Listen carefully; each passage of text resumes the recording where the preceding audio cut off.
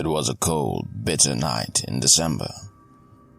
I was driving back home from a late work shift, the only soul on a never-ending highway that stretched out through an endless sea of snow-covered pine trees. The silence was occasionally disrupted by the crackling voice of some late-night radio jockey, but that night, even the radio seemed to share my sense of isolation. As my old pickup truck trudged on, the lonely beam of my headlights cut through the thick fog that had settled in.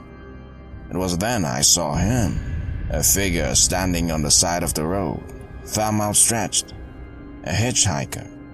Now, I'm not usually one to pick up strangers, but the biting cold and long road got the better of my judgment. I pulled over and the figure approached. He was a man of average build, dressed in a tattered coat and jeans. His face was partly obscured by the collar of his jacket, pulled up high against the cold, but I could see his eyes sparkling oddly in the dim light. He introduced himself as John, thanked me for stopping, and got in.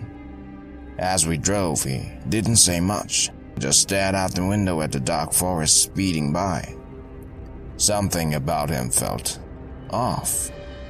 I tried to brush it off as my mind played tricks, fueled by the eerie stillness of the night.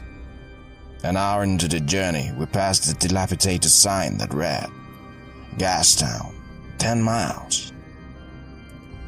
I asked John if that was his stop, but he just shook his head, his eyes never leaving the window. Another hour passed. The radio had long since lost signal, leaving the cab filled with an oppressive silence. Suddenly, my truck's interior light flickered on. John had opened his door. I hit the brakes, my heart pounding. The truck skidded to a halt, and I turned to John, questions racing through my mind. But he was gone. The open door let in the freezing night air, and the only trace of John was the cold seat he'd vacated. I got out, shouting his name into the empty darkness. But there was no response, just the echo of my voice being swallowed by the night. Shaken, I got back in the truck and drove off. Not far down the road, I saw a sight that made my blood run cold. The same sign reading, "Gastown, 10 miles."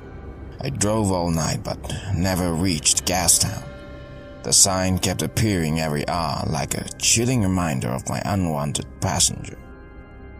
I finally pulled into a gas station at dawn, in a town that wasn't Gastown. I later found out that there was no Gastown in that area. It had been a ghost town for decades, abandoned and forgotten.